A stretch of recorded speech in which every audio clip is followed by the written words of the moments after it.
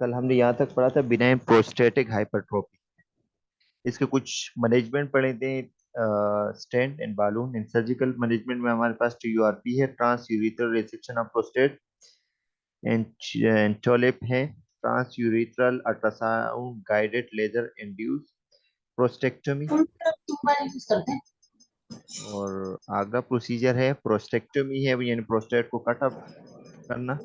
Perennial prostatectomy था, suprapubic resection था। And bladder urethrotomy है, और retropubic lower abdomen does not go through the bladder. इसमें जो मोस्ट कॉमनली यूज होते हैं वो TURP यूज होते हैं। और TURP के बाद हम यानी थ्री वेज कैथेटराइजेशन करते हैं, क्योंकि पोस्ट ऑपरेटिवली पेशेंट को इरिगेशन कराया जाता है विद नॉर्मल सलाइन, ताकि कोई ब्लीड या ब्लड क्लॉट वगैरह अंदर ना रह जाए। तकरीबन 24 से 48 आवर्स तक करते हैं कंटिन्यूली। सही है। और ये तब तक हम इरिगेशन कराते हैं जब तक ब्लडी लाइक यूरिनेशन हो। जैसे जैसे क्लियरेंस आ जाती है, फिर हम स्टॉप कर लेते हैं इरिगेशन, और मॉनिटरिंग करते हैं फॉर इनिशियली 4 to 6 आवर्स तक के लिए। This is the TURP surgical procedure है। ये ट्रांसयूरिथर रिसेक्शन ऑफ प्रोस्टेट। इसको रिसेक्ट कर लेते हैं। थ्री वे पुलिस कैथेटर इसमें क्या करते हैं, इंसर्ट करते हैं। वो पोस्ट ऑपरेटिवली काम है। मकसद क्या है, कंटिन्यूस इरिगेशन करते हैं। मकसद क्या है, टू रिड्यूस और प्रिवेंट अ क्लॉट फॉर्मेशन, ताकि कोई क्लॉट फॉर्मेशन ना हो, प्लग यूरिथ्रा, यूरिनरी रिटेंशन ना हो, क्योंकि इसकी वजह से किडनी डैमेज हो सकती है। और मॉनिटर फॉर ब्लैडर डिस्टेंशन के लिए भी मॉनिटर करते हैं, क्योंकि डिस्टेंशन तब होती है when there is any type of blockage within the Foley's catheter. अगर कोई पोलिस कैथेटर में कोई ब्लॉकेज आ जाती है, तो फिर ब्लैडर डिस्टेंटेड हो जाता है, पेशेंट ने फील द पेन, पेशेंट को पेन महसूस होता है। बिनाइन प्रोस्टेटिक हाइपरट्रोफी क्या है, इसके लिए बिनाइन प्रोस्टेटिक हाइपरट्रोफी के लिए हम फार्माकोलॉजिकल थेरेपी करते हैं। फार्माकोलॉजिकल थेरेपी में हम अल्फा ब्लॉकर देते हैं, अल्फा 1 ब्लॉकर देते हैं। सही है। वो क्या करते हैं बेसिकली तौर पे, इसका काम क्या होता है, to relax the muscle, smooth muscle को। ये यूरिनरी ट्रैक में जो स्मूथ मसल इसको डायलेट करते हैं, क्योंकि वहां पर अल्फा 1 होते हैं। जब अल्फा 1 को ब्लॉक किया जाता है, तो the smooth muscle will dilate and this lead to, dilate कर लेते हैं द पेशेंट में इजली पास द यूरिन। सही है, जिसमें हार्टिन के नाम से और कार्डियूरा के नाम से मेडिकेशन आ जाती है। इसके अलावा इनदर मेडिकेशन फार्माकोलॉजिकल थेरेपी में प्रोस्कार है, यूज टू स्ट्रेंग प्रोस्टेट, अरेस्ट प्रोस्टेट इनलार्जमेंट। ये क्या करते हैं, प्रोस्टेट के इनलार्जमेंट को अरेस्ट कर लेते हैं। इसके अलावा narcotic analgesic when the patient experience pain, relieve post operative pain, जैसे वेकोडीन है, मॉर्फिन है, और कोडीन वगैरह देते हैं। नर्सिंग इंटरवेंशन में क्या करते हैं, increase fluid intake, monitor fluid intake and output को हम क्या करते हैं, मॉनिटर करते हैं। कोई पॉजिटिव बैलेंस में तो नहीं जा रहा या नेगेटिव बैलेंस में तो नहीं जा रहा, इसके लिए हम करते हैं। और पेशेंट को बताते हैं कि फ्लूइड इनटेक ज्यादा करे। Maintain gravity drainage of Foley's catheter, और ग्रेविटी पे रखना है, जो भी फोलिस कैथेटर इसको ग्रेविटी पे रखना है, यानी पेशेंट से नीचे रखना है, ब्लेडर से नीचे की तरफ रखना है, ताकि ग्रेविटी हो और प्रेशर के साथ यूरिनेशन हो। Monitor blood clots, blood clots को मॉनिटर करना है, और कलर को देखना है, कोई ब्राइट रेड तो नहीं है, कोई ब्लीडिंग तो नहीं है। Keep irrigation flowing not clots, irrigation को बरकरार रखना है। कब तक रखना है, जब तक वो बिल्कुल क्लियरली यूरिन ना आना शुरू ना हो जाए। Monitor vital sign, pain level देखते हैं, टेम्परेचर ओरली देखते हैं, नॉट रेक्टली। सही है, लेकिन आजकल ओरली तो देखते नहीं है, एक्सिलरी एज एडवांस वो है। Avoid straining provides stool softeners, softener इसलिए देते हैं ताकि पेशेंट को कोई पेन ना हो, पेन फील ना हो। टीच डीप ब्रीथिंग, पेशेंट को डीप ब्रीथिंग एक्सरसाइज का बता देना है।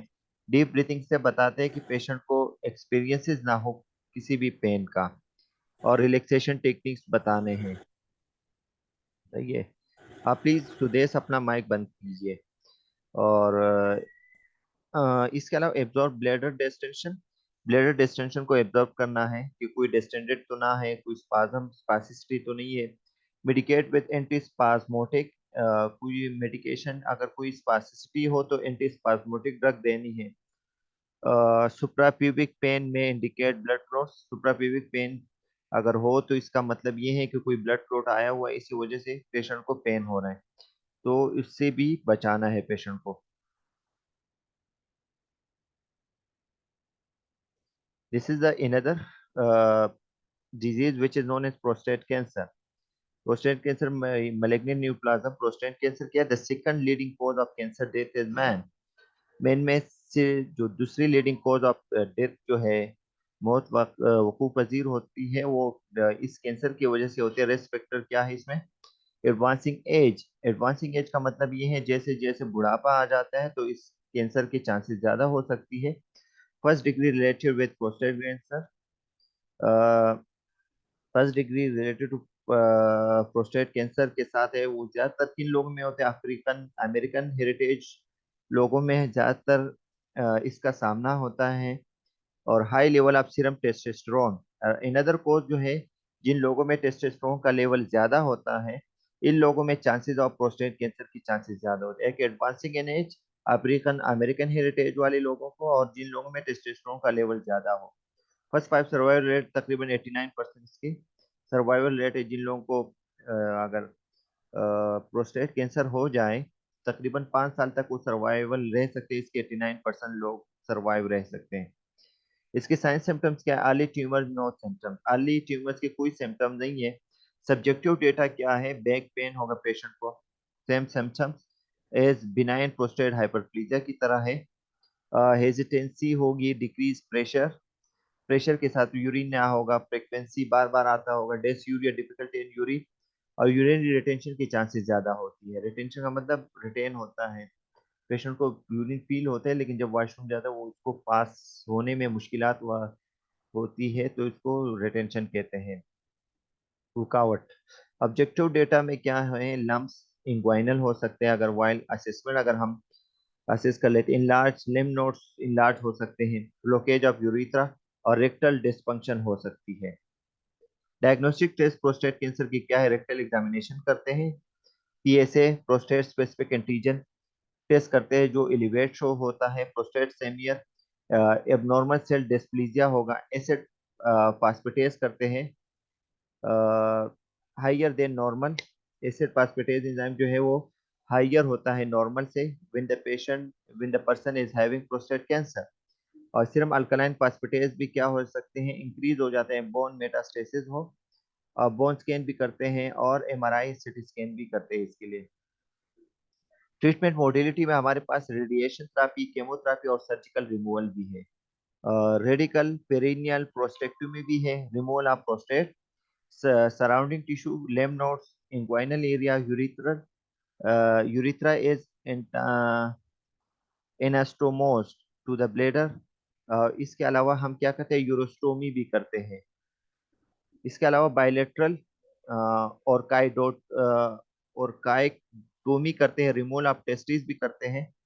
जब इन लोगों को कैंसर हो, टीयूआरपी भी करते हैं और एस्ट्रोजन थेरेपी भी करते हैं, जो टेस्टोस्टेरोन हार्मोन को इनहिबिट करते हैं। क्योंकि आप लोग ने वन कोज देखा कि जिन लोगों में टेस्टोस्टेरोन हार्मोन के लेवल ज्यादा हो, इन लोगों में चांसेस ऑफ प्रोस्टेट कैंसर के चांसेस ज्यादा होते हैं। तो ये अर्ली ट्रीटमेंट मोडिलिटी है एस्ट्रोजन थेरेपी। लेकिन जिन लोगों को कैंसर हो जाए फिर फर्दर के लिए ये इफेक्टिव नहीं है। नर्सिंग इंटरवेंशन प्रोस्टेट कैंसर के लिए क्या है? बीपीएच इंटरवेंशन करते हैं, जो बीपीएच बिनाइन प्रोस्टेट हाइपरप्लेजिया के लिए जो आपने इंटरवेंशन किया वो करते हैं। और इसके अलावा बी सपोर्टिव करते हैं। Expect x x